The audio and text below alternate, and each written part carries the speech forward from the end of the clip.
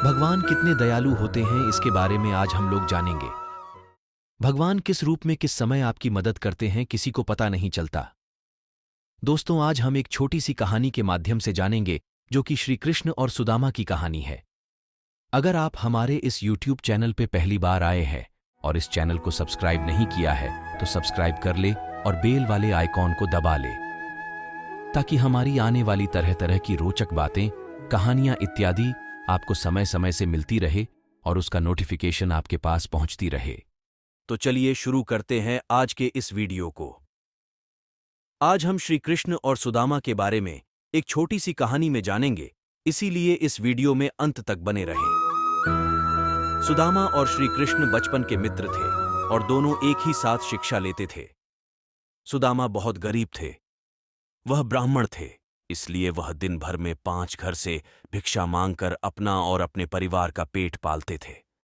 उसे जितना मिलता था उसी से गुजारा करते थे, परंतु मिलने वाली भिक्षा उसके लिए पर्याप्त नहीं थी। उसका और उसके परिवार का पेट भी उससे भरता नहीं था। इसी भिक्षा से अतिथि सत्कार भी हुआ करता था। सुदामा की पत्नी को यह मालूम था कि सुदामा और श्री कृष्ण दोनों अच्छे मित्र हैं। श्री कृष्ण द्वारका के महाराजा हैं। अगर सुदामा उनसे सहायता मांगेंगे तो कभी भी नहीं करेंगे।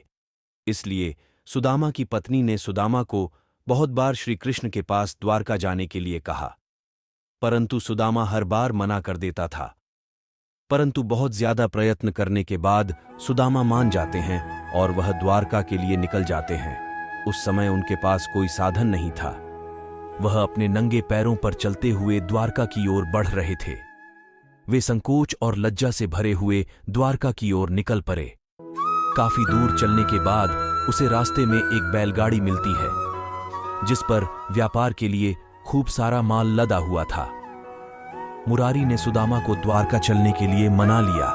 गाड़ी पर बैठकर दोनों द्वारका के पास पहुंचे।